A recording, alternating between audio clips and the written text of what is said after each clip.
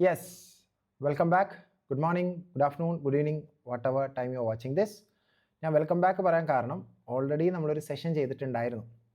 CA ചെയ്യാൻ ആഗ്രഹിക്കുന്ന 10ാം class കഴിഞ്ഞിട്ട് +1 ഇടയിലോ +2 ഇടയിലോ +2 കഴിഞ്ഞിട്ടോ പിന്നെ ഡിഗ്രി കഴിഞ്ഞിട്ടോ whatever സ്റ്റേജ് പറയും നമ്മൾ CA എന്ന് പറയുന്ന കോഴ്സിനെ പറ്റിയുള്ള ഒരു ഇൻട്രഡക്ഷൻ വീഡിയോ ചെയ്തിട്ടുണ്ടായിരുന്നു. അപ്പോൾ അതിൽ നിങ്ങൾ എന്തായാലും നിങ്ങളുടെ കമൻസുകളും മറ്റു കാര്യങ്ങളൊക്കെ അറിയിച്ചിട്ടുണ്ടാവും. കുറച്ച് കുട്ടികൾ അറിയിച്ചിട്ടുണ്ട്. അതൊക്കെ കൺസിഡർ ചെയ്തിട്ട് ഇനി അങ്ങോട്ടേക്കുള്ള സെഷൻസിൽ ഒരുപാട് കാര്യങ്ങൾ നമ്മൾ പ്ലാൻ ചെയ്യുന്നുണ്ട്. അപ്പോൾ ഇതെന്ന് വെച്ച് കഴിഞ്ഞാൽ നമ്മൾ CA ഫൗണ്ടേഷനിൽ ബിസിനസ് ലോ എന്ന് പറയുന്നൊരു പേപ്പർ ഉണ്ട്. അപ്പോൾ ലാസ്റ്റ് സെഷൻ അറ്റൻഡ് ചെയ്ത കുട്ടികൾക്ക് അറിയാം, CA ഫൗണ്ടേഷനിലെ 4 പേപ്പേഴ്സാണ്. അതിൽ 100 മാർക്സ് കൺസ്റ്റിറ്റ്യൂട്ട് ചെയ്യുന്ന 100 മാർക്സിന് വരുന്ന ഒരു പേപ്പറാണ് ബിസിനസ് ലോ. അപ്പോൾ ഈ ഒരു സെഷൻ എക്സ്ക്ലൂസീവ്ലി +2 കഴിഞ്ഞ് വരുന്ന കുട്ടികൾക്കാണെന്ന് ചോദിച്ചു കഴിഞ്ഞാൽ, ഡിഗ്രി കുട്ടികൾക്ക് കൂടി ഇത് അറ്റൻഡ് ചെയ്യാൻ പറ്റുമെന്ന് ചോദിച്ചു കഴിഞ്ഞാൽ, ഡിഗ്രി കുട്ടികൾക്ക് ഡയറക്റ്റ് എൻട്രി എന്ന് പറയുന്നൊരു ഓപ്ഷൻ ഉണ്ട്. CA ഫൗണ്ടേഷൻ എഴുതാണ്ട് തന്നെ ഡയറക്റ്റ് ഇൻ്ററിലേക്ക് വരാം, പ്രൊവൈഡ് അതിനൊരു മാർക്കിംഗ് ക്രൈറ്റീരിയ ഒക്കെ ഉണ്ട്. ഡിഗ്രി പാസ്സാവണം, അതിൻ്റെ പെർസെൻറ്റേജ് ഒക്കെ നമ്മൾ കഴിഞ്ഞ വീഡിയോയിൽ പറഞ്ഞിട്ടുണ്ടായിരുന്നു. പക്ഷേ അതിലൊരു കാര്യമുള്ളതെന്ന് വെച്ച് കഴിഞ്ഞാൽ, ഡിഗ്രി ആണെങ്കിലും ഡയറക്റ്റ് എൻട്രി ത്രൂ വന്നു കഴിഞ്ഞാൽ CA ഇൻ്റർ ലെവലിൽ നമ്മൾ ലോയും അതുപോലെ തന്നെ അക്കൗണ്ട്സ് ഒക്കെ പഠിക്കും. അപ്പോൾ എസ്പെഷ്യലി ലോ എന്ന് പറയുന്ന പേപ്പറുമായി ബന്ധപ്പെട്ട് ഞാൻ കുറച്ച് കാര്യങ്ങൾ നിങ്ങൾക്ക് ഇന്ന് പറഞ്ഞുതരാം. അടിപൊളിയായിട്ട് നിങ്ങൾക്ക് റിലേറ്റ് ചെയ്യാൻ പറ്റുന്ന രീതിയിൽ റിയൽ ലൈഫ് എക്സാമ്പിളൊക്കെ വെച്ചിട്ട് പറഞ്ഞുതരാം. അപ്പോൾ എന്താണെങ്കിലും it won't be a waste of time. കാര്യം നമ്മൾ ചുരുങ്ങിയ ടൈം കൊണ്ട് ഞാൻ നിങ്ങൾക്ക് കുറച്ച് കാര്യങ്ങൾ പറഞ്ഞുതരാം. Provided if you are writing it down, that would be very much helpful. നിങ്ങൾക്ക് സെഷൻസ് ഇടയ്ക്ക് പറ്റിയിട്ടില്ലെങ്കിൽ ലാസ്റ്റ് നിങ്ങൾക്ക് ഇതിൻ്റെ ഇത് കിട്ടും, ഫയൽ കിട്ടും, ഫോൾഡർ ഈ ഒരു നമ്മുടെ സ്ലൈഡുകൾ കിട്ടും, നിങ്ങൾക്കത് നോട്ട് ചെയ്യാം കേട്ടോ. പറഞ്ഞു വരുന്നത്, ലാസ്റ്റ് സെഷനിലും ഇതേപോലെ തന്നെ നമ്മൾ ഫയൽ പ്രിപ്പയർ ചെയ്തിട്ടുണ്ടായിരുന്നു. അത് കിട്ടാത്ത കുട്ടികളുണ്ടെന്നുണ്ടെങ്കിൽ ആ ഒരു വീഡിയോൻ്റെ അണ്ടറിൽ പറഞ്ഞിട്ടുണ്ടെങ്കിൽ അതൊക്കെ നിങ്ങൾക്ക് പ്രൊവൈഡ് ചെയ്യുന്നതായിരിക്കും. Right. So right now we are starting of business law. അപ്പോൾ എന്നോട്, ഇപ്പം ഞാനൊരു ചാർട്ടേഡ് അക്കൗണ്ടൻ്റ് ആണ്, നിങ്ങളോട് ഓൾറെഡി ഞാൻ പറഞ്ഞിട്ടുണ്ട്. 7 വർഷമായി ഞാനിത് പാസ്സായിട്ട് 7 ഇയേഴ്സ് ആയിട്ട് ഞാൻ ടീച്ച് ചെയ്യുന്നുണ്ട്. അപ്പോൾ എൻ്റെ കുറച്ച് പേഴ്സണൽ എക്സ്പീരിയൻസ് ഞാൻ പറഞ്ഞുതരാം. ഞാൻ UAE-ലും ഇന്ത്യയിലുമായിട്ട് മാറി മാറി ട്രാവൽ ചെയ്യുന്ന ഒരു വ്യക്തിയാണ്. എൻ്റെ ഫാമിലി, എൻ്റെ വൈഫും കുട്ടിയും മറ്റു ഫാമിലി മെമ്പേഴ്സൊക്കെ UAE-ലുണ്ട്. എന്നാലും ഞാനൊരു ഓഫ്ലൈൻ ടീച്ചർ ആയതുകൊണ്ട് തന്നെ ഒക്കേഷണലി ഇടയ്ക്കിടയ്ക്ക് ഞാൻ നാട്ടിൽ വരും, ക്ലാസ്സുകൾ എടുക്കാറുണ്ട്. അപ്പോൾ കൂടുതൽ ഞാൻ ഇൻവോൾവ് ചെയ്യുന്നത് ടീച്ചിങ് എന്ന് പറയുന്നൊരു കാര്യത്തിലാണ്. അതർ ദാൻ പ്രാക്ടീസ് ഉണ്ട്, എനിക്ക് സ്വന്തം നാട്ടിൽ പ്രാക്ടീസ് ഉണ്ട്. പക്ഷെ അതിനേക്കാൾ കൂടുതൽ സമയം ഞാൻ കണ്ടെത്തുന്നത് ടീച്ചിങ്ങിനാണ്. അതിൽ തന്നെ ലോ എന്ന് പറയുന്നൊരു പേപ്പറാണ് എൻ്റെ മെയിൻ കോർ സബ്ജക്റ്റ്. അപ്പോൾ നാട്ടിൽ ഇപ്പോൾ ഓൾമോസ്റ്റ് ഒരു 6 to 7 ഇയേഴ്സ് ഞാൻ സ്പെൻഡ് ചെയ്തു എൻ്റെ CA ക്വാളിഫിക്കേഷന് ശേഷം ടീച്ചറായിട്ടും പ്രാക്ടീസിങ് ചാർട്ടേഡ് അക്കൗണ്ടൻ്റ് ആയിട്ടും. അതിന് ശേഷം ഒരു 6 മാസം മുന്നെയാണ് ഞാൻ UAE-ലേക്ക് വന്ന് സെറ്റിൽ ആവുന്നത്. അപ്പോൾ UAE-ലേക്ക് വന്ന് പുതിയ പുതിയ ആൾക്കാരെ കണ്ട് പരിചയപ്പെടുന്ന സമയത്ത് അവർ ചോദിക്കും, എന്താണ് നിങ്ങളുടെ ഒരു പ്രൊഫഷൻ എന്ന് ചോദിക്കും. ഞാൻ പറയും, ഞാൻ ചാർട്ടേഡ് അക്കൗണ്ടൻ്റ് ആണെന്ന് പറയും. അപ്പോൾ അവർ കുറച്ച് അത്ഭുതം ഉണ്ടാവുമായിരിക്കും. അല്ലെങ്കിൽ ചില ആൾക്കാർ ചോദിക്കലെന്താ അറിയോ, വാട്ട് ഡു യു ഡു, എന്താണ് ചെയ്യുന്നതെന്ന് ചോദിക്കുക. അപ്പോൾ ഫസ്റ്റ് തിങ് എൻ്റെ മനസ്സിൽ വരുന്നൊരു ആൻസർ, അല്ലെങ്കിൽ ഞാൻ പറയുന്ന ഒരു ആൻസർ ടീച്ചിങ് എന്നാണ്. ടീച്ചിങ് എന്ന് പറയുമ്പോൾ അവർ ചോദിക്കും, ഏത് സ്കൂളിലാണ് അല്ലെങ്കിൽ എത്രാം ക്ലാസ്സിനാണ് പഠിപ്പിക്കുന്നത് ചോദിക്കും. കാരണം ടീച്ചിങ് എന്ന് പറയുമ്പോൾ ഫസ്റ്റ് തിങ് നമ്മൾ എല്ലാവരുടെയും മൈൻഡിലേക്ക് അതല്ലേ വരാം. ഞാൻ പറയും, ഞാനൊരു 10ാം ക്ലാസ്സോ +2 ഒക്കെ കഴിഞ്ഞ് +2 കഴിഞ്ഞിട്ടുള്ള സ്റ്റുഡൻസിനാണ് ഞാൻ ക്ലാസ് എടുക്കുക, അല്ലെങ്കിൽ ഡിഗ്രി കഴിഞ്ഞിട്ടുള്ള കുട്ടികൾക്കാണ് ഞാൻ ക്ലാസ് എടുക്കുക പറയും. അവർ ചോദിക്കുക ഏതിനാണ് ക്ലാസ് എടുക്കുന്നത്. അപ്പോൾ ഞാൻ പറയും CA ചാർട്ടേഡ് അക്കൗണ്ടൻസിക്കാണ്. അപ്പോൾ അങ്ങനെ അവരെ നെക്സ്റ്റ് ചോദ്യം, അപ്പോൾ നിങ്ങളൊരു ചാർട്ടേഡ് അക്കൗണ്ടൻ്റ് ആണെന്ന് ചോദിക്കും. ഞാൻ പറഞ്ഞു യെസ്. അങ്ങനെ പറയുമ്പോൾ അവർക്കുണ്ടാകുന്നൊരു റെസ്പെക്റ്റും അവരുടെ ഒരു റിയാക്ഷനൊക്കെ ഭയങ്കര സാറ്റിസ്ഫൈങ് ആണ് നമുക്ക്. കാരണം പിന്നെ അവർക്ക് തോന്നുന്നത് നമ്മുടെ മുന്നിലുള്ള ഒരാൾ ചില്ലറക്കാരനല്ല, അത്യാവശ്യം നോളേജ് ഉള്ള, അല്ലെങ്കിൽ ചാർട്ടേഡ് അക്കൗണ്ടൻറ്റിൻ്റെ ഒരു പ്രത്യേകത എന്ന് പറയുന്നത് ഈ ഡോക്ടർ എന്ന് പറയുന്നത് പോലെ, എഞ്ചിനീയർ എന്ന് പറയുന്നത് പോലെ, അതാത് ഏരിയാസിലുള്ള പോലെ തന്നെ ഒരു എക്സ്പേർട്ടൈസ് ആയിട്ടാണ്, അല്ലെങ്കിൽ എക്സ്പേർട്ടായിട്ടാണ് ആൾക്കാർ ഇതിനെ മനസ്സിലാക്കുന്നത് എന്നുള്ളതാണ്. ഇപ്പം ചാർട്ടേഡ് അക്കൗണ്ടൻ്റ് ആയിക്കോട്ടെ, CA ആയിക്കോട്ടെ, CMA ആയിക്കോട്ടെ, CS ആയിക്കോട്ടെ, ACC ആയിക്കോട്ടെ, MBA ആയിക്കോട്ടെ, അങ്ങനെ പല പ്രൊഫഷൻസും ഉണ്ട്. ഞാനൊന്നും കൂടുതൽ എടുത്ത് പറയുന്നില്ല. ബട്ട് നമ്മളെടുത്ത് എക്സ്പെക്ട് ചെയ്യുന്ന ഒരു നോളേജും കാര്യങ്ങളൊക്കെ ഉണ്ട്. അപ്പോൾ അതിൻ്റെ കുറച്ച് കാര്യങ്ങൾ ഞാൻ നിങ്ങൾക്ക് പറഞ്ഞുതരാൻ ഉദ്ദേശിക്കുകയാണ്. ഓക്കെ, അല്ലാണ്ടുള്ള എൻ്റെ കുറച്ച് എക്സ്പീരിയൻസുകളും കാര്യങ്ങളൊക്കെ ഞാൻ ഇതിൻ്റെ കൂടെ ഇൻക്ലൂഡ് ചെയ്യുന്നതായിരിക്കും. So we are starting of introduction to business law. ഒരു സബ്ജക്റ്റ് നമ്മൾ പഠിച്ചു തുടങ്ങുമ്പോൾ ഒരു കാര്യങ്ങൾ മനസ്സിലാക്കേണ്ടത്, ഇപ്പോൾ കൊമേഴ്സ് സ്ട്രീമിലുള്ള കുട്ടികളുണ്ടാവും, +1 +2 കൊമേഴ്സ് അല്ലെങ്കിൽ ഡിഗ്രി കൊമേഴ്സ് കഴിഞ്ഞ് വന്ന കുട്ടികളുണ്ടാവും. അക്കൗണ്ട്സിനെ പറ്റിയിട്ട് ഒരു നോളേജ് ഉണ്ടാവും. പക്ഷെ ഞാൻ പറയട്ടെ, ഞാനൊരു കൊമേഴ്സ് സ്റ്റുഡൻ്റ് ആയിരുന്നു +1 +2, എനിക്ക് ഫുൾ A+ ഉണ്ടായിരുന്നു. പക്ഷെ ഞാൻ അക്കൗണ്ട്സ് എന്ന് പറയുന്നൊരു പേപ്പർ ബൈ ഹാർട്ട് പഠിച്ചിട്ടാണ് +1 +2 ഫുൾ മാർക്ക് സ്കോർ ചെയ്തത്, അല്ലെങ്കിൽ ഫുൾ A+ സ്കോർ ചെയ്തത്. നിങ്ങൾ മനസ്സിലാക്കുക, നമ്മൾ ഒരിക്കലും +1 +2ൻ്റെയോ അല്ലെങ്കിൽ ഡിഗ്രീൻ്റെ ലെവൽ വെച്ചിട്ട് CA എന്ന് പറയുന്ന കോഴ്സിന് അളക്കരുത്. It's a totally different league. മനസ്സിലാക്കുക, ഇനി സയൻസ് സ്റ്റുഡൻസ് ആണെങ്കിലും മാത്സ് സയൻസിൻ്റെ കൂടെ പഠിച്ചിട്ടുണ്ടാവും. നോൺ കൊമേഴ്സ് സ്റ്റുഡൻസും പല കാര്യങ്ങളും പഠിച്ചിട്ടായിരിക്കും സി എയിലേക്ക് വരുന്നിട്ടുണ്ടാവുക. അപ്പോൾ നമ്മളിതൊക്കെ പുതിയതായിട്ട് പഠിച്ചു തുടങ്ങുകയാണ്. അപ്പോൾ പുതിയതായിട്ട് പഠിച്ചു തുടങ്ങുമ്പോൾ നല്ല അടിപൊളിയായിട്ട് തുടങ്ങുക എന്നുള്ളത് വെൽ ബിഗൺ ഹാഫ് ഡൺ എന്ന് പറയുന്ന പോലെ നമ്മൾ ഇതിനെ മനസ്സിലാക്കേണ്ട ഒരു രീതി ഞാൻ നിങ്ങൾക്ക് പറഞ്ഞുതരാം. കുറച്ച് കാര്യങ്ങൾ എസ്പെഷ്യലി ലോ എന്ന് പറയുന്ന ഒരു സബ്ജക്റ്റാണ് എനിക്ക് കുറച്ചും കൂടി റിലേറ്റബിൾ ആയിട്ട് നിങ്ങൾക്ക് പറഞ്ഞുതരാൻ പറ്റുക. അപ്പോൾ അതിൻ്റെ കുറച്ച് എക്സാമ്പിൾസും കാര്യങ്ങളൊക്കെ ഒരു അടിപൊളി സെഷനാണ് നമ്മൾ പ്ലാൻ ചെയ്യുന്നത്. ചുരുങ്ങിയ ടൈമിൽ ഇതിനൊരു ഇൻട്രഡക്ഷൻ ഞാൻ നിങ്ങൾക്ക് പറഞ്ഞു തരുന്നതായിരിക്കും. മനസ്സിലാവുന്നുണ്ടല്ലോ? മാത്രമല്ല ഓരോ സബ്ജക്റ്റിനോട് നമുക്കൊരു ഒരു കണക്ട് ചെയ്യാൻ പറ്റുന്നത്, അല്ലെങ്കിൽ ഓരോ സബ്ജക്റ്റുമായി ബന്ധപ്പെട്ട് പറയാനുള്ളത്, അതിനെങ്ങനെ നമ്മൾ പഠിച്ച് തുടങ്ങി എന്നുള്ളത് ഇമ്പോർട്ടൻ്റ് ആണ്. ഓക്കെ, അല്ലെങ്കിൽ നമ്മൾ കംപ്ലീറ്റ്ലി അൺലേൺ ചെയ്ത് പുതിയതായിട്ട് പഠിച്ചു തുടങ്ങണം. അങ്ങനെയാണ് ഞാൻ അക്കൗണ്ട്സ് പഠിച്ചു തുടങ്ങിയത്. CA ഫൗണ്ടേഷനിൽ ഞാൻ അക്കൗണ്ട്സ് പഠിച്ചു തുടങ്ങുമ്പോൾ +1 +2 ഫുൾ അൺലേൺ ചെയ്ത് അതൊക്കെ മറന്നിട്ട് പുതിയൊരു വ്യക്തിയായിട്ടാണ് ഞാൻ പഠിച്ചു തുടങ്ങിയത്. അതുകൊണ്ടാണ് ഞാൻ ഫസ്റ്റ് അറ്റംപ്റ്റിൽ തന്നെ ഫൗണ്ടേഷനും ഇൻ്ററും പാസ്സായെന്ന് തന്നെ ഞാൻ പറയും. ഇനി ആർട്ടിക്കിൾഷിപ്പിന് ശേഷം ഫൈനലി ഞാൻ ഫെയിലർ എനിക്ക് നേരിടേണ്ടി വന്നിട്ടുണ്ട്. നിങ്ങൾ ഓരോരുത്തരോട് എനിക്ക് പറയാനുള്ളത്, ബി റെഡി. നമ്മൾ പ്രിപ്പയർഡ് ആവണം. മേ ബി ഏതെങ്കിലും ഒരു സ്റ്റേജിൽ നമുക്ക് ഫെയിലിയർ സംഭവിക്കാം, but that's not the end. അങ്ങനെ ഉണ്ടെന്നുണ്ടെങ്കിൽ ഞാനും ഒരു ചാർട്ടേഡ് അക്കൗണ്ടൻ്റ് ആയിട്ട് നിങ്ങളോട് പറയുന്നത്, ഫെയിലിയറിനെ ഞാൻ ഗ്ലോറിഫൈ ചെയ്യല്ല, പക്ഷെ എൻ്റെ ലൈഫിൽ ഉണ്ടായിരുന്ന എക്സാംസിലെ ഒരേ ഒരു ഫെയിലിയർ എന്ന് പറയുന്നത് CA ഫൈനൽ എക്സാമിലാണ്.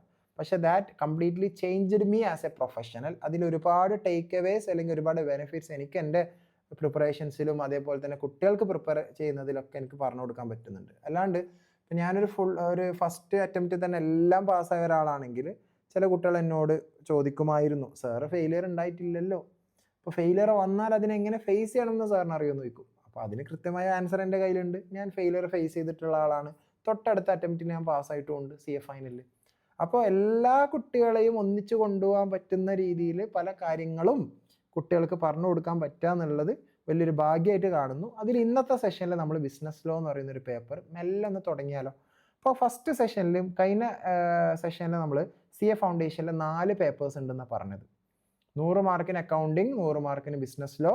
ഈ 2 സബ്ജക്റ്റുകളും ഡിസ്ക്രിപ്റ്റീവ് ആണ്. നമ്മൾ ഡിസ്ക്രിപ്റ്റീവായിട്ട് ഡിസ്ക്രൈബ് ചെയ്ത് എഴുതണം 100 മാർക്കിന്. 3ാമത്തെയും 4ാമത്തെയും ക്വാണ്ടിറ്റേറ്റീവ് ആപ്റ്റിറ്റ്യൂഡ് അഥവാ മാത്സ് എന്ന് സിംപ്ലിഫൈ ചെയ്ത് പറയും. 4ാമത്തെ എക്കണോമിക്സും ഒബ്ജക്റ്റീവ് ടൈപ്പാണ്, MCQs ആണ്, നെഗറ്റീവ് മാർക്ക് ഉണ്ട്. 1 മാർക്ക് കറക്റ്റ് ആയാൽ അല്ലെങ്കിൽ ഒരു ക്വസ്റ്റ്യൻ നമ്മൾ കറക്റ്റ് ആൻസർ എഴുതിയാൽ OMRൽ 1 മാർക്ക് കിട്ടും. തെറ്റിയാൽ -0.25 വരും. ഭയങ്കര ടൈറ്റ് സാധനം കേട്ടോ അത്. അതൊക്കെ നമ്മൾ അറിഞ്ഞിരിക്കുക എന്നുള്ളതാണ്. റൈറ്റ്, ശ്രദ്ധിക്കുക. ടോട്ടൽ 4 കൂടി 400ൽ നമുക്ക് മിനിമം ഒരു പേപ്പർ 40 വേണം. 400ൽ എല്ലാ പേപ്പേഴ്സും കൂടി 200 വേണം. ഇനി ഏതെങ്കിലും ഒരു പേപ്പർ 70, 80, 90 കിട്ടിയിട്ട് കാര്യമില്ല. മറ്റേതെങ്കിലും പേപ്പർ 40ന് താഴെ വന്നു കഴിഞ്ഞാൽ എല്ലാ പേപ്പറും കൂടി ഒന്നുകൂടി എഴുതണം. CA ഫൗണ്ടേഷൻ്റെ പ്രത്യേകതയാണ് ഞാൻ പറയുന്നത്. അതുപോലെയല്ല ഇൻ്റർലും ഫൈനലും. അത് ഞാൻ കഴിഞ്ഞ സെഷനിൽ ജസ്റ്റ് നിങ്ങൾക്ക് പറഞ്ഞു തന്നിട്ടുണ്ട്. അത് നിങ്ങൾ മനസ്സിലാക്കിയിട്ടുണ്ടെന്നാണ് എൻ്റെ വിശ്വാസം. സോ ഇന്ന് മുതൽ CA ഫൗണ്ടേഷൻ പഠിച്ചു തുടങ്ങുന്ന ഒരു കുട്ടിയാണ് നിങ്ങളെങ്കിൽ എനിക്ക് നിങ്ങളോട് പറയാനുള്ളത്, ഞാനിപ്പം പറയുന്ന ഈ കാണിക്കുന്നത് മുതൽ നിങ്ങൾ നിങ്ങളുടെ നോട്ടിൽ എഴുതുക എന്നുള്ളതാണ്. ആൻഡ് ഇതൊക്കെ കോമൺ കാര്യങ്ങളാണ്. ഇതാര് പറഞ്ഞാലും ഇതിങ്ങനെ തന്നെയാണ്. നിങ്ങളിത് എഴുതി കഴിഞ്ഞാൽ നിങ്ങൾക്ക് ആ സിലബസിനെ പറ്റി കറക്റ്റ് ഒരു ഐഡിയ കിട്ടും. മനസ്സിലാവുന്നുണ്ടോ? അപ്പോൾ ടോട്ടൽ 400ൽ നമുക്ക് 200എങ്കിലും മിനിമം വേണം. 356ഉം 360ഉം 365 ഒക്കെ സ്കോർ ചെയ്തിട്ട് ഡിസ്റ്റിങ്ഷനിലൂടെ പാസ്സാകുന്ന കുട്ടികളുണ്ട്. അതേസമയം 200 കറക്റ്റ് പാസ്സാകുന്ന കുട്ടികളുണ്ട്. ഒരു പേപ്പറിന് 40 മിനിമം വേണം. ആ 40 വേണ്ടടുത്ത് 95ഉം 99ഉം 98ഉം 100 വരെ സ്കോർ ചെയ്യുന്ന കുട്ടികളുണ്ട്. അതേസമയം ജസ്റ്റ് പാസ് 40 കിട്ടുന്ന കുട്ടികളുണ്ട്. പക്ഷെ 4 പേപ്പറും ജസ്റ്റ് പാസ് 40ന് പാസ്സായാലും നിങ്ങൾ ഇത് ക്ലിയർ ആവില്ല. കാരണം 4x40 160 ആയിട്ടുള്ളൂ. നമുക്ക് 200 വേണം. അപ്പോൾ അതാണ് ഇതിൻ്റെ ഒരു ചാലഞ്ച്. അപ്പോൾ ഞാൻ ബേസിക്കലി ഇത് പറയാൻ കുട്ടികളോട് പറയാമെന്നുണ്ടെങ്കിൽ CA ഫൗണ്ടേഷൻ എന്ന് പറയുന്നത് സർക്കസിലൊരു ഇതില്ലേ, ഒരു കയറിലൂടെ ഒരു ആർട്ടിസ്റ്റ് അല്ലെങ്കിൽ സർക്കസ് എന്താ പറയുക, ആർട്ടിസ്റ്റ് എന്ന് തന്നെ നമുക്ക് പറഞ്ഞുകൂടെ അല്ലേ, ജോക്കറായിട്ടൊക്കെ ഉള്ള ആൾ. മൂപ്പര് ഇങ്ങനെ എന്ത് ചെയ്യാണ്, ഇപ്പുറത്തൊരു സാധനം ഉണ്ടാവും ഒരു കയ്യിൽ, ഇപ്പുറത്തൊരു സാധനം ഉണ്ടാവും ഒരു കയ്യിൽ, തലയിലൊരു സാധനം ഉണ്ടാവും. ഇത് മൂന്നും കൂടി ബാലൻസ് ചെയ്ത് ഇങ്ങനെ പോവുകയാണ്. അത് അപ്പുറത്തേക്ക് എത്തണം. അതാണല്ലോ അതിൻ്റെ സംഭവം. അതിൻ്റെ ഇടയ്ക്ക് ഇത് വീഴാൻ പോകുന്നു, അത് പിടിക്കുന്നു, അത് ബാലൻസ് ചെയ്യുന്നു, ഇപ്പുറത്ത് വീഴാൻ പോകുന്നു, അത് പിടിക്കുന്നു, തലയിലുള്ളത് ബാലൻസ് ചെയ്യുന്നു. ഇങ്ങനെ പോകുന്ന സമയത്ത് പാൻ്റ് ഒന്ന് ലൂസായി കഴിഞ്ഞാൽ അത് വീണാലുള്ള അവസ്ഥ എന്താ? ഇതാണ് CA ഫൗണ്ടേഷൻ. 4 എണ്ണം ബാലൻസ് ചെയ്ത് കൊണ്ടുപോകണം. ഇവിടെ ഒന്നുണ്ട്, ഇവിടെ ഒന്നുണ്ട്, തലയിലൊന്നുണ്ട്, താഴെ ഒന്നുണ്ട്. അപ്പോൾ ഒന്നും ലൂസാവാത്ത രീതിയിൽ, ഒന്നും മിസ്സാവാത്ത രീതിയിൽ വേണം നമുക്കിത് കൊണ്ടുപോകാൻ. റൈറ്റ്. അപ്പോൾ അതാണ് ഞാൻ പറയാൻ ഉദ്ദേശിക്കുന്നത്. So directly we are moving in to law. അപ്പോൾ ഈ ലോ എന്ന് പറയുന്ന സബ്ജക്റ്റായിട്ട് ബന്ധപ്പെട്ട് എനിക്ക് നിങ്ങളോട് ഫസ്റ്റ് പറയാനൊരു എക്സാമ്പിൾ ഞാൻ പറയട്ടെ. എൻ്റെ റിയൽ ലൈഫിൽ നടന്നൊരു കാര്യമാണ് കേട്ടോ. ഞാൻ 2014 +2 തുടങ്ങി, +2 കംപ്ലീറ്റ് ചെയ്ത് CA തുടങ്ങിയിട്ടുണ്ടായിരുന്നു. 2019 ആകുമ്പോൾ എൻ്റെ 23-ാം വയസ്സിലാണ് ഞാൻ CA ഫൈനലിൽ പാസ്സാകുന്നതിന് മുന്നേ ഒരു തവണ ഫെയിലായിട്ടുണ്ടായിരുന്നു. അപ്പോൾ എനിക്ക് അടുത്ത തവണ പാസ്സാവാൻ ഒരു മോട്ടിവേഷൻ വേണം. I was lacking something.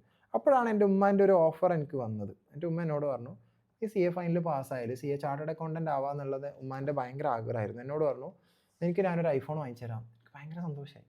മാത്രമല്ല ആ വർഷം ഉമ്മ ഹജ്ജിന് പോകുന്ന വർഷമായിരുന്നു. അപ്പോൾ എനിക്ക് മനസ്സിലായി, സൗദിയിൽ പോയി വരുമ്പോഴേക്ക് ഐഫോൺ കിട്ടുമല്ലോ.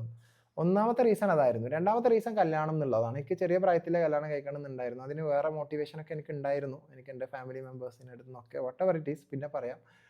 അപ്പോൾ കല്യാണം എന്നായിരുന്നു രണ്ടാമത്തത്. അപ്പോൾ ഇത് കഴിഞ്ഞിട്ടാണ് 23-ൽ കല്യാണം, എന്താ പറയുക, CA ആയിട്ടാണ് 23-ൽ തന്നെ കല്യാണം കഴിക്കണം എന്നൊക്കെയായിരുന്നു എൻ്റെ പ്ലാൻ ഉണ്ടായിരുന്നത്. അപ്പോൾ ഇത് രണ്ട് കാര്യങ്ങൾ എനിക്ക് വലിയൊരു മോട്ടിവേഷൻ ആയിരുന്നു, റൈറ്റ്.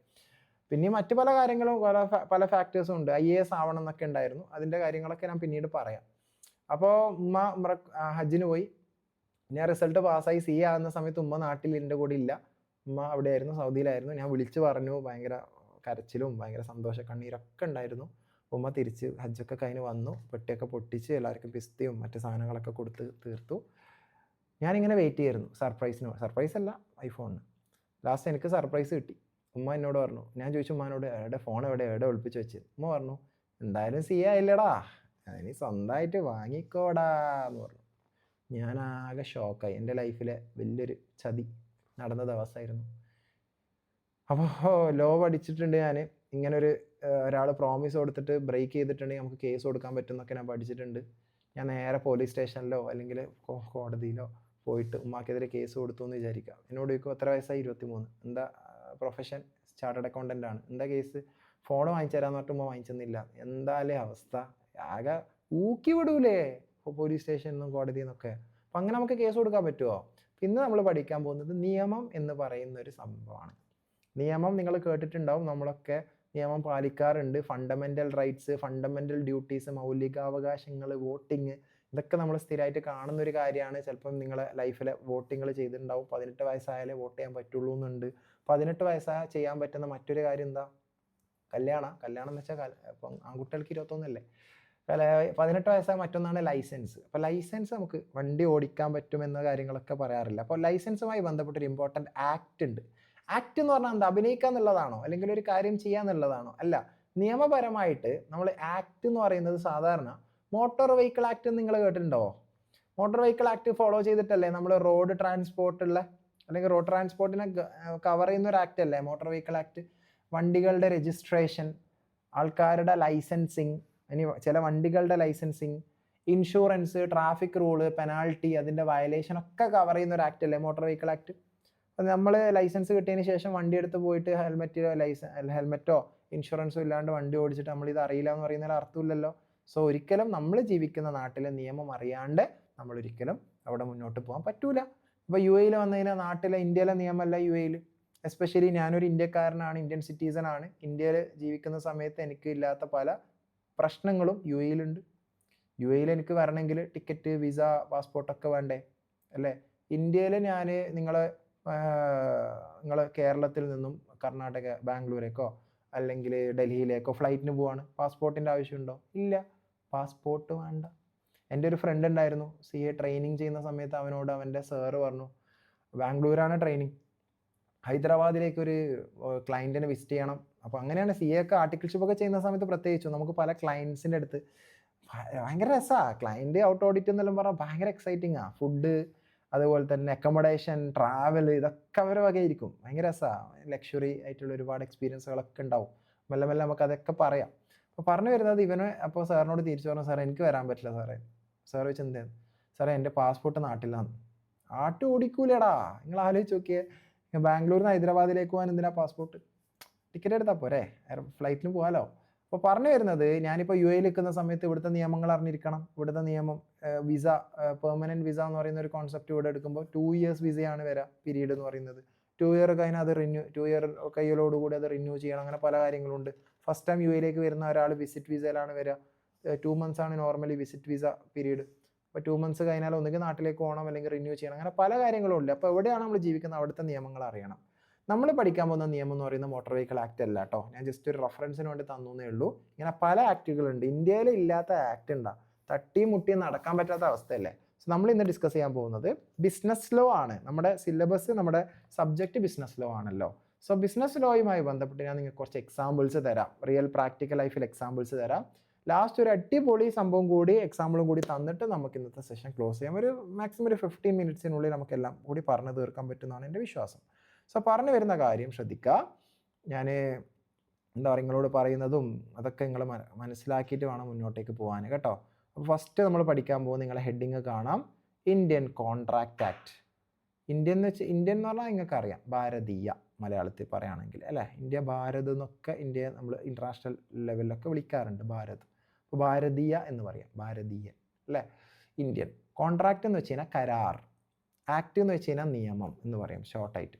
നമ്മൾ ഇന്ന് ജസ്റ്റ് ഒരു ഇൻട്രഡക്ഷൻ പറയാൻ പോകുന്നത് എന്താണെന്നറിയോ, കോൺട്രാക്റ്റ് ആക്ടിൻ്റെ ഒരു ഇൻട്രഡക്ഷൻ തരാം. നിങ്ങൾക്ക് ഞാൻ ബിസിനസ് ലോൻ്റെ മൊത്തം സിലബസ് കവർ ചെയ്യുന്ന രീതിയിലുള്ള കുറച്ച് എക്സാമ്പിൾസ് തരാം. ഓക്കെ, എല്ലാം കൂടി നമ്മൾ ഇന്നത്തെ ഒരു സെഷനിൽ ചെയ്യാൻ പറ്റും, നമുക്ക് കുഴപ്പമൊന്നുമില്ല. അപ്പോൾ ഫസ്റ്റ് തിങ്, നിങ്ങൾ എക്സാമ്പിൾ കാണാം. ഞാൻ നിങ്ങളോട് പറയാൻ പോകുന്നൊരു അല്ലെങ്കിൽ ചോദിക്കാൻ പോകുന്നൊരു ചോദ്യം, അല്ലെങ്കിൽ ഞാൻ തന്നെ അതിന് എന്താ പറയുക, നിങ്ങൾക്ക് ആൻസർ നിങ്ങളെ ഹെൽപ്പ് ചെയ്യാം. പക്ഷേ ലീഗൽ എൻഫോഴ്സിബിലിറ്റി എന്ന് പറഞ്ഞാൽ എന്താണെന്നറിയോ, ഞാൻ നേരത്തെ ഉമ്മാക്കെതിരെ കേസ് കൊടുക്കാൻ വേണ്ടി കോടതിയിലേക്കോ പോലീസിലേക്കോ പോയിട്ട് കാര്യമുണ്ടോ? ഇല്ല, കേസ് കൊടുക്കാൻ പറ്റില്ല. കാരണം അതിന് നിയമപരമായിട്ട് സാധുത ഇല്ല. നിയമപരമായിട്ട് എനിക്കതിനെ എന്ത് ചെയ്യാൻ പറ്റില്ല, നേരിടാൻ പറ്റൂല, നിയമ നടപടി എടുക്കാൻ പറ്റൂല. ഞാനും ഉമ്മയും തമ്മിലുള്ളൊരു കോൺട്രാക്റ്റ് ആയതുകൊണ്ടാണോ? വെയിറ്റ്, പാരൻസും മക്കളും തമ്മിൽ സ്വത്ത് തർക്കമായിട്ട് കോടതിയിലില്ലേ? ഭാര്യയും ഭർത്താവും തമ്മിൽ തർക്കങ്ങൾ നടക്കുന്നില്ലേ? ഫ്രണ്ട്സ് തമ്മിൽ തർക്കം നടക്കുന്നില്ലേ? അപ്പോൾ എല്ലാ കരാറുകളും ഇതുപോലെ നമ്മൾ കോടതി കേസ് പോകാൻ പറ്റില്ല എന്നല്ല. ചിലത് പോകാൻ പറ്റും, അല്ലെങ്കിൽ കുറേ പോകാൻ പറ്റും, കുറേ പോകാൻ പറ്റൂല. ഒരു എക്സാമ്പിൾ പറയട്ടെ, അതൊക്കെ നമ്മൾ ഇനി വരാൻ പോകുന്ന എക്സാമ്പിളിൽ വരും കേട്ടോ. ഒരാൾ അയാളുടെ ഫ്രണ്ടിന് 1 ലക്ഷം രൂപ കടം കൊടുത്തു, പറഞ്ഞ സമയത്ത് തിരിച്ചു തന്നില്ല, എന്നിട്ടോ കേസ് കൊടുക്കാൻ പറ്റുമോ? എൻ ഫ്രണ്ട് പോലെ യാര് മച്ചാ, അല്ലെങ്കിൽ ഇപ്പോൾ വാഴ 2 ഒക്കെ ഇറങ്ങിയൊരു സമയമാണ് അല്ലേ. അപ്പം എന്താ പറയുക, നമ്മളെ അമ്മിൽ പിറന്ന കൂടെ പിറന്നവനല്ലേ എന്നെല്ലാം പറഞ്ഞിട്ട് കേസ് കൊടുക്കാൻ പറ്റുമോ? പറ്റും. അപ്പോൾ അതൊക്കെ നമുക്കൊന്ന് നോക്കാം. അപ്പോൾ നിങ്ങൾ ചെയ്യേണ്ടതെന്ന് അറിയോ, നമ്മൾ ചെയ്യാൻ പോകുന്നത് ഓരോ കേസിലും നമുക്ക് അതിനെ നിയമപരമായിട്ട് നേരിടാൻ പറ്റുമോ ഇല്ലയോ എന്നുള്ളത് പറയാണ്.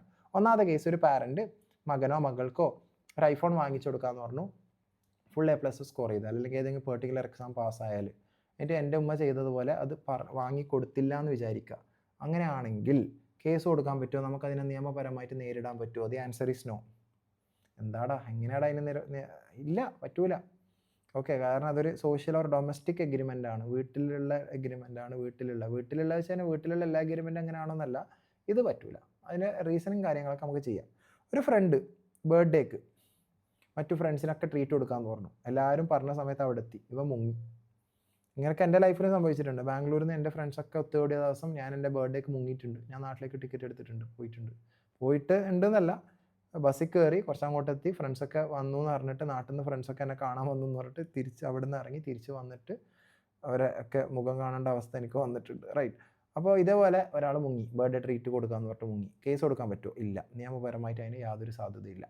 ഒരു ഹസ്ബൻഡ് വൈഫിന് ആനിവേഴ്സറിക്ക്, ഓക്കെ, പല പ്രശ്നങ്ങളും ഉണ്ടാവും, എന്നാലും ഒന്ന് തണുപ്പിക്കാൻ വേണ്ടിയിട്ട് ഗിഫ്റ്റ്, ഗോൾഡ് നെക്ലേസ് ഗിഫ്റ്റ് കൊടുക്കാമെന്ന് പറഞ്ഞു, പക്ഷേ പാലിക്കാൻ പറ്റിയില്ല, പൈസേൻ്റെ പ്രശ്നം ഉണ്ടായിരുന്നു, അല്ലെങ്കിൽ മറന്നുപോയി, വാട്ടെവർ. നിയമപരമായിട്ട് വൈഫിന് ഭർത്താവിനെതിരെ കേസ് കൊടുക്കാൻ പറ്റുമോ? Listen girls, please note, you cannot.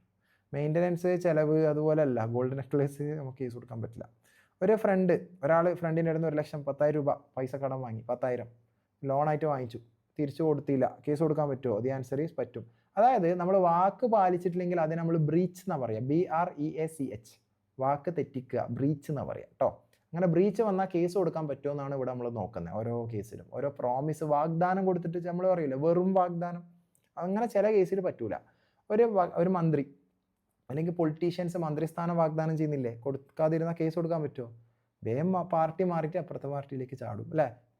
അപ്പോൾ അങ്ങനെ പല കാര്യങ്ങളും ഉണ്ട്, അങ്ങനെ പല ഇഷ്യൂസും നടന്നുകൊണ്ടിരിക്കുന്നുണ്ട്. അതിലേക്കൊന്നും ഞാൻ ഡീറ്റെയിൽ ആയിട്ട് പോകുന്നില്ല, പൊളിറ്റിക്കലി ഞാനൊരു സ്റ്റേറ്റ്മെൻറ്റും പറയുന്നില്ല. ബട്ട് അതാണ് വാഗ്ദാനം, പ്രോമിസ്. ആ പ്രോമിസ് പാലിച്ചിട്ടില്ലെങ്കിൽ അതാണ് ബ്രീച്ച്. അപ്പോൾ ഓരോ കേസിൽ നമ്മൾ ബ്രീച്ചിനെ പറ്റിയിട്ടാണ് പറയുന്നത്.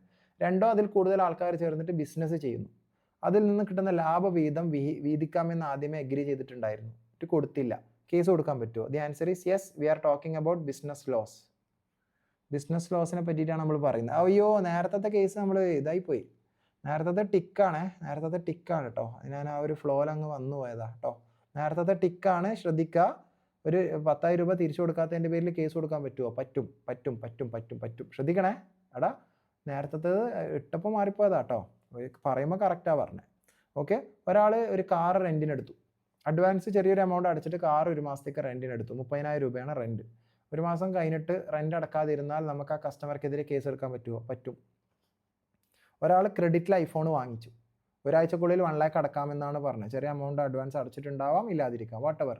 ഒരാഴ്ച കഴിഞ്ഞിട്ട് ആ പൈസ തിരിച്ചടച്ചില്ല. അപ്പോൾ ആ ബയർക്കെതിരെ, കസ്റ്റമർക്കെതിരെ സെല്ലർക്ക് കേസ് എടുക്കാൻ പറ്റുമോ? പറ്റും. ലീഗലി അത് എൻഫോഴ്സിബിൾ ആണ്, നിയമപരമായിട്ട് നമുക്ക് നടപ്പിലാക്കാൻ പറ്റും. ഒരു ഡയറക്ടർ, കമ്പനി എന്ന് പറഞ്ഞാൽ എന്താണെന്ന് നമ്മൾ ഡീറ്റെയിൽ ആയിട്ട് പഠിക്കും. കമ്പനീസ് ആക്ട് പഠിക്കാനുണ്ട്. ഒരു കമ്പനി റൺ ചെയ്യുന്നത്, നമ്മൾ കുറേ കമ്പനീസിനെ പറ്റി കേട്ടിട്ടുണ്ടാവും. റിലയൻസ്, നമ്മുടെ നാട്ടിലുള്ള പല കമ്പനീസും ഉണ്ട് അല്ലേ, ടാറ്റ, നമ്മുടെ നാട്ടിൽ തന്നെ എത്ര കമ്പനീസ് ഉണ്ട്. ഓക്കെ, അപ്പോൾ അത്തരം ഒരു കമ്പനിയുടെ ഒരു ഡയറക്ടർ, റൺ ചെയ്യുന്ന ഒരാളാണ് ഡയറക്ടർ. അപ്പോൾ മെമ്പേഴ്സിന്, ഓണേഴ്സിന് പ്രോഫിറ്റ് കൊടുക്കാമെന്ന് പറഞ്ഞു, ഡിവിഡൻഡ് എന്നൊക്കെയാണ് അതിന് പറയുക. പ്രോഫിറ്റിൻ്റെ ഷെയർ കൊടുക്കാമെന്ന് പറഞ്ഞിട്ടുണ്ടെങ്കിൽ കൊടുത്തിരിക്കണം, കൊടുത്തിട്ടില്ലെങ്കിൽ അവിടെ ലീഗൽ കോൺസിക്വൻസസ് വരും. അതേപോലെ തന്നെ ഒരു ചെക്ക്, ഒരു കസ്റ്റമർ ഒരാളുടെ അടുത്ത് നിന്ന് ഗുഡ്സ് ക്രെഡിറ്റിൽ വാങ്ങിച്ചു, പേയ്മെൻ്റ് ആയിട്ട് ചെക്ക് കൊടുത്തു. ചെക്ക് നിങ്ങൾ കേട്ടിട്ടുണ്ടാവും, ഒരു ഇൻസ്ട്രുമെൻ്റ് ആണ്, റൈറ്റ്. ആ ചെക്ക് കൊണ്ടുപോയി ബാങ്കിൽ പ്രസൻറ്റ് ചെയ്തപ്പം അക്കൗണ്ടിൽ ബാലൻസ് ഇല്ലാത്തതുകൊണ്ട് ചെക്ക് ബൗൺസ് ആയി, ചെക്ക് റിട്ടേൺ വന്നു. ആ ചെക്കുമായിട്ട് കേസ് കൊടുക്കാൻ പറ്റുമോ? പറ്റും. അതിന് സെപ്പറേറ്റ് ഒരു ആക്ട് ഉണ്ട്, നെഗോഷ്യബിൾ ഇൻസ്ട്രുമെൻറ്റ്സ് ആക്ട്. സോ ഇവിടെ നമ്മൾ എന്തൊക്കെ എക്സാമ്പിളാണ് പറയുന്നത്? Partnership, companies act, negotiable instruments act, അതേപോലെ തന്നെ sale of goods act, Indian contract act, ഇതൊക്കെ എല്ലാം കൂടി ഇൻക്ലൂഡ് ചെയ്തിട്ട് കുറച്ച് എക്സാമ്പിൾസാണ് ഞാൻ തന്നത്. ഓക്കെ, അപ്പോൾ എല്ലാം കൂടി ചെറിയൊരു സിലബസ് ഓവർവ്യൂ നിങ്ങൾക്ക് കിട്ടിയെന്നാണ് എൻ്റെ വിശ്വാസം. പോട്ടെ, നമുക്ക് ഒറ്റൊരു സിമ്പിൾ എക്സാമ്പിൾ കൂടി പറഞ്ഞിട്ട് നമുക്ക് എന്ത് ചെയ്യാം, ഇന്നത്തേക്ക് ക്ലോസ് ചെയ്യാം. ഓക്കെ അല്ലേ? ചെറിയൊരു എക്സാമ്പിൾ വെച്ചിട്ടാണ് പറയാൻ പോകുന്നത്. പിന്നെ ഒരു കാര്യം, ഇത് നിങ്ങൾക്ക് അക്കൗണ്ട്സിനും നിർബന്ധമായിട്ടും പഠിച്ചിരിക്കേണ്ടതാണ്, ലോയ്ക്കും പഠിച്ചിരിക്കേണ്ടതാണ്. ഇതുവരെ അക്കൗണ്ട്സിന് ഇതുവരെ പഠിക്കാത്ത ചിലപ്പോൾ ടേംസ് ആയിരിക്കും, ചിലപ്പോൾ ആദ്യമായിട്ട് കേൾക്കുന്നതായിരിക്കും, ചിലപ്പോൾ ഇതുവരെ കേട്ടിട്ടുണ്ടാവും. വാട്ടെവർ, 2 ടേംസ് ആണ്, ഡെപ്റ്ററും ക്രെഡിറ്ററും. ഒരു വാക്ക് ഉദ്ദേശിക്കുന്നത് പൈസ കടം വാങ്ങുന്ന ആൾ, മറ്റൊന്ന് പൈസ കടം കൊടുക്കുന്ന ആൾ. ഡെപ്റ്റർ, ക്രെഡിറ്റർ എന്നാണ് അതിന് പറയുക. പക്ഷെ അത് പലരും ബൈഹാർട്ട് ചെയ്യലാണ് പതിവ്. പൈസ കടം കൊടുക്കുന്ന ആൾ ക്രെഡിറ്റർ, കടം വാങ്ങുന്ന ആൾ ഡെപ്റ്റർ. ഓക്കെ, ഇപ്പുറത്ത് നോക്കുമ്പോൾ അപ്പുറത്തുള്ള ആൾ ക്രെഡിറ്റർ, അപ്പുറത്ത് നോക്കി ഇപ്പുറത്തുള്ള ആൾ ഡെപ്റ്റർ എന്നൊക്കെ എന്താ പറയുക, ബൈഹാർട്ട് ചെയ്യുന്ന കുട്ടികളും ഉണ്ടോ? അങ്ങനെയൊന്നും ബൈഹാർട്ട് ചെയ്യണ്ട. ലോയിൽ നിങ്ങൾക്ക് ഇതെങ്ങനെ സിമ്പിളായിട്ട് മനസ്സിലാക്കാൻ പറ്റും എന്നുള്ളത് ഞാനൊരു എക്സാമ്പിളിലൂടെ പറഞ്ഞുതരാം. ആരാണ് ഡെപ്റ്റർ, ആരാണ് ക്രെഡിറ്റർ, ആൽഫബറ്റിക് ഓർഡറിലൂടെ പറഞ്ഞുതരാം, രസമായിട്ട് പറഞ്ഞുതരാം, റൈറ്റ്. സോ ഒരു പെർട്ടിക്കുലർ ഡേറ്റ് ഞാൻ എക്സാമ്പിൾ എടുക്കുന്നു, 22 ഏപ്രിൽ 2025. ഓക്കെ, ഏതെങ്കിലും ഒരു ഡേറ്റ് എടുത്തേ ഉള്ളൂ. ഞാൻ കഴിഞ്ഞ വർഷത്തെ ഒരു ഡേറ്റ് എടുത്തു. അന്നത്തെ ഡേറ്റിന് മിസ്റ്റർ ഡിയുടെ പേര് എന്തോ ആവാട്ടെ, നിങ്ങൾക്ക് എന്ത് പേരും ഇടാം. ദിനേശ് നിടാം, ദാനിഷ് നിടാം, ഡാനി നിടാം, വാട്ടെവർ. മിസ്റ്റർ സി എന്ന് പറയുന്ന ഫ്രണ്ടിൻ്റെ അടുത്തോ അല്ലെങ്കിൽ ഒരാളുടെ അടുത്ത് പോയിട്ട് പൈസ കടം ചോദിക്കുകയാണ്, എനിക്ക് 1 lakh rupees ആവശ്യമുണ്ട്, ഇന്ന് തന്നാൽ 1 മാസത്തിനുള്ളിൽ തിരിച്ചു തരാം എന്ന് ഹെൽപ്പ് ചെയ്യണം എന്ന് പറഞ്ഞു. മിസ്റ്റർ സി പറഞ്ഞു, മിസ്റ്റർ സിയുടെ പേര് എന്തും ഇടാം കേട്ടോ. ഓക്കെ, ചന്ദ്രൻ എന്നോ അല്ലെങ്കിൽ ചാരുലത എന്നോ വാട്ടെവർ. മിസ്റ്റർ സി പറഞ്ഞു, ഓക്കെ ഞാൻ ഹെൽപ്പ് ചെയ്യാം, പക്ഷെ പറഞ്ഞ ടൈമിനുള്ളിൽ തിരിച്ച് തരണേടാന്ന് പറഞ്ഞു. അവർ തമ്മിൽ മുന്നേ ഒരു ഡീലിങ്സ് ഉണ്ടായിട്ടുണ്ടാവാം, ഇല്ല ഫസ്റ്റ് ടൈം ആയിരിക്കാം, വാട്ടെവർ. 1 ലക്ഷം രൂപ പൈസ കടം കൊടുത്തു. 22 ഏപ്രിലാണ് കൊടുക്കുന്നത്, 1 മാസത്തിനുള്ളിൽ തിരിച്ചു തരാമെന്നാണ് പറഞ്ഞത് എങ്കിൽ നിങ്ങൾ ആലോചിച്ച് നോക്കുക, എപ്പോൾ തിരിച്ചടക്കണം? സിമ്പിൾ, ഡേ അത് തന്നെ വെക്കുക, മന്ത് 1 മാസം കൂട്ടുക. അപ്പോൾ നമുക്ക് എന്ത് കിട്ടും? 22 ഏപ്രിൽ 2025 1 മാസം കൂട്ടിയാൽ 22 മെയ് 2025, മെയ് 2025 തിരിച്ചടക്കണം എന്നാണ് റൂള്. ഓക്കെ, അതാണ് നിയമപരമായിട്ട്. അങ്ങനെ തിരിച്ചടച്ചാൽ ഹാപ്പി ഹാപ്പി ഹാപ്പി. ആര്? മിസ്റ്റർ ഡി ആ പൈസ തിരിച്ചടച്ചാൽ മിസ്റ്റർ സി ഹാപ്പിയാണ്. അങ്ങനെ വരാലോ, തിരിച്ചടക്കാലോ, ആ ഡേറ്റിനുള്ളിൽ തിരിച്ചടച്ചിട്ടുണ്ടാവാം ഒരു സിറ്റുവേഷൻ. രണ്ടാമത്തെ സിറ്റുവേഷൻ എന്താ? തിരിച്ചടച്ചില്ല, ബ്രീച്ച് എന്നാണ് പറയുക അല്ലേ. അപ്പോൾ ആ 2 സിറ്റുവേഷന് നമുക്ക് താഴേക്ക് നോക്കാം. സിറ്റുവേഷൻ 1 എന്താ? മിസ്റ്റർ ഡി ആ ഒരു ലോൺ റീപേ ചെയ്തു. ആ ഒരു ലോൺ റീപേ ചെയ്തിട്ടുണ്ടെന്നുണ്ടെങ്കിൽ അതിനെ നമ്മൾ വിളിക്കുന്നതാണ്, അവർ തമ്മിലുള്ള കരാർ അവസാനിച്ചു, ടെർമിനേറ്റഡ് ആയി, എക്സിക്യൂട്ടഡ് ആയി അല്ലെങ്കിൽ ഡിസ്ചാർജ്ഡ് ആയി നിങ്ങൾക്ക് കാണാൻ പറ്റും ഇല്ലേ. മിസ്റ്റർ ഡി ആ പൈസ തിരിച്ചടച്ചു കഴിഞ്ഞാൽ പിന്നെ അവർ തമ്മിലുള്ള റിലേഷൻഷിപ്പ് അവസാനിച്ചില്ലേ. കോൺട്രാക്ട് ഓഫ് ലോൺ, അവർ തമ്മിലുള്ള കരാറ് എന്താ പറയുക, വായ്പ കരാറ് അവസാനിച്ചു, എക്സിക്യൂട്ടഡ് ആയി, ഡിസ്ചാർജ്ഡ് ആയി. സിമ്പിൾ ടേം, എക്സിക്യൂട്ടഡ്, കംപ്ലീറ്റഡ് ആയി നടത്തും. രണ്ടാമത്തെ സിറ്റുവേഷൻ എന്താ? Mister D fails to repay, ആ പൈസ തിരിച്ചടച്ചില്ല. നമ്മളെന്തിനാ മിസ്റ്റർ ഡി എന്ന് പേരിട്ടേ എന്നുള്ളത് ഞാൻ ഇപ്പം നിങ്ങൾക്ക് പറഞ്ഞുതരാം. ഒരു വാക്ക് കൊടുത്ത്, പ്രോമിസ് കൊടുത്തിട്ട് അത് വീട്ടിയിട്ടില്ല എങ്കിൽ, അതിൽ ഡിഫോൾട്ട് വരുത്തിയാൽ, വീഴ്ച വരുത്തിയാൽ അതിന് നമ്മൾ ബ്രീച്ച് എന്നാണ് പറയുക. ഇവിടെ ആരാ ബ്രീച്ച് നടത്തിയ? Mister D. മിസ്റ്റർ ഡി ആരാണ്? ഡെപ്റ്റർ. എന്തിനാ ഡെപ്റ്റർ എന്ന് വിളിക്കുന്നത്? നമുക്ക് നോക്കാം, വെയിറ്റ്. നിങ്ങൾ ആലോചിച്ച് നോക്ക്, മിസ്റ്റർ സി മിസ്റ്റർ ഡിക്കല്ലേ പൈസ കടം കൊടുത്തേ? മിസ്റ്റർ സി മിസ്റ്റർ ഡിക്കാണ് പൈസ കടം കൊടുത്തത്. നിങ്ങൾ ആലോചിച്ച് നോക്ക്, പറഞ്ഞ വാക്ക് പാലിച്ചിട്ടില്ല എങ്കിൽ കടം വാങ്ങിച്ച ആൾ കടം കൊടുത്ത ആൾക്കെതിരാണ് കേസ് കൊടുക്കുക. എന്ത് വിഡ്ഢിത്തമാണ് സാറേ പറയുന്നത്? സാറ് പൊട്ടത്തരം പറയില്ല. അവിടെ കടം കൊടുത്ത ആൾ കടം വാങ്ങിച്ച ആൾക്കെതിരല്ലേ കേസ് കൊടുക്കുക? കടം കൊടുത്ത ആൾ പൈസ കടം വാങ്ങിച്ച ആൾക്കെതിരെ കേസ് കൊടുക്കും. എന്തിനാണ് കേസ് കൊടുക്കുന്നത്? വാങ്ങിച്ച കടം തിരിച്ചു തരാത്തതിനെ കൊണ്ട്. അപ്പോൾ ഇവിടെ നമുക്ക് എന്ത് പറയാം? മിസ്റ്റർ സി ആണ് കടം കൊടുത്തത് മിസ്റ്റർ ഡിക്കെതിരെ, അല്ലേ? അതൊരു ആൽഫബറ്റിക് ഓർഡറിൽ നോക്കുകയാണെങ്കിൽ A B C D, C D, C versus D, C versus D, അല്ലേ? C D, C versus D എന്ന് പറയുമ്പം നിങ്ങൾ ഇതിനെ എക്സ്പാൻഡ് ചെയ്യുക, ക്രെഡിറ്റർ വേഴ്സസ് ഡെപ്റ്റർ. സിമ്പിൾ. അപ്പോൾ ക്രെഡിറ്റർ ആരാ സാറേ? പൈസ കടം വാങ്ങിച്ച ആളായിരിക്കുമോ ക്രെഡിറ്റർ? അല്ല, പൈസ കടം കൊടുത്ത ആളാണ് creditor. C, creditor mister C, creditor കടം കൊടുത്ത ആൾ. ഡെപ്റ്ററോ? പൈസ കടം വാങ്ങിച്ച ആൾ. എന്തിനാ ക്രെഡിറ്റർ ഡെപ്റ്റർക്കെതിരെ കേസ് കൊടുക്കുന്നത്? പൈസ കടം വാങ്ങിച്ചിട്ട് തിരിച്ചു തരാത്തതിനെ കൊണ്ട്. അപ്പോൾ സി വേഴ്സസ് ഡി, അത്രയേ ഉള്ളൂ.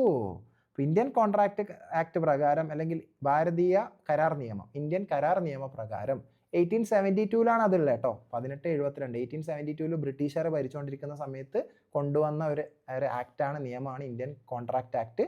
ബ്രിട്ടീഷുകാർ കൊണ്ടുവന്നതിനെ കൊണ്ട് തന്നെ അവരുടെ ഇംഗ്ലീഷ് ലോനെ ബേസ് ചെയ്തിട്ടാണ് നമ്മുടെ ഇന്ത്യൻ ലോ ഇപ്പോഴും ഉള്ളത്. ഇതുവരെ മാറ്റം വരുത്തിയിട്ടില്ല. 140 വർഷത്തോളമായിട്ട് ഇതിങ്ങനെ ഫോളോ ചെയ്യുന്നുണ്ട്. കുഴപ്പമൊന്നുമില്ല. ഈ ഇന്ത്യൻ കരാർ നിയമത്തിൽ നിന്നാണ് പിന്നീടുള്ള മറ്റു കുറേ നിയമങ്ങൾ വന്നത്. Sale of goods act, partnership act ഒക്കെ വന്നു. അതൊക്കെ നമുക്ക് നെക്സ്റ്റ് സെഷനിൽ പറയാം. അതൊക്കെ ഡീറ്റെയിൽ ആയിട്ട് പിന്നീട് പറയാം.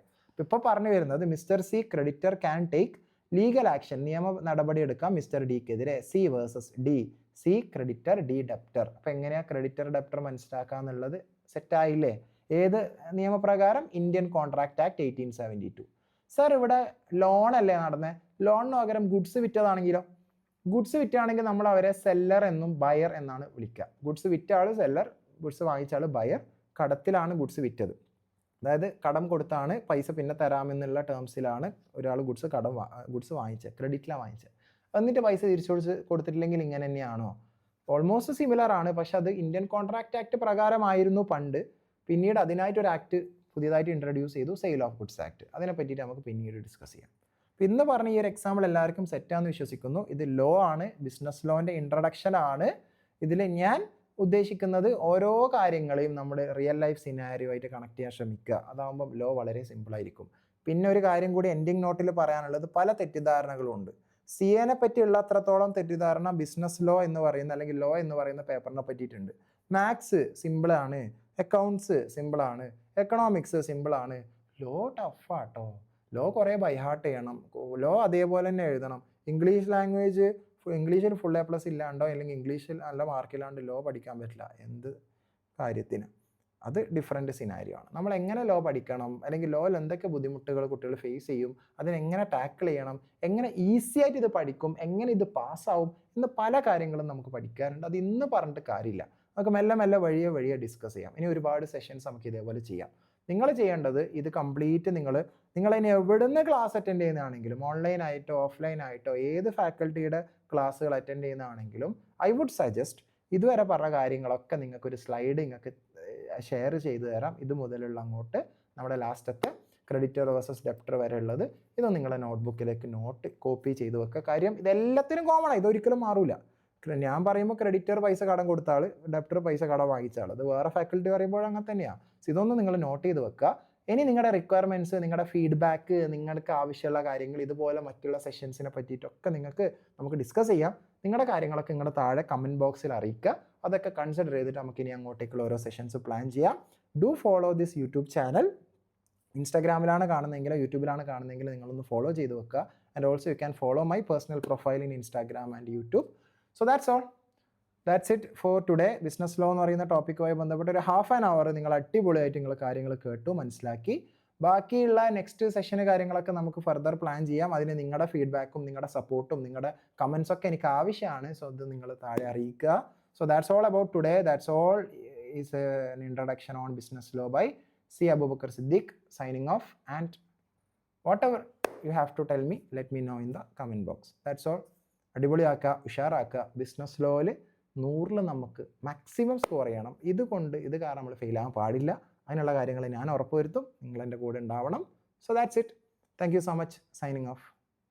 Thank you for being a wonderful audience guys. See you all. to see you all in the next session, upcoming sessions. Right. Thank you so much.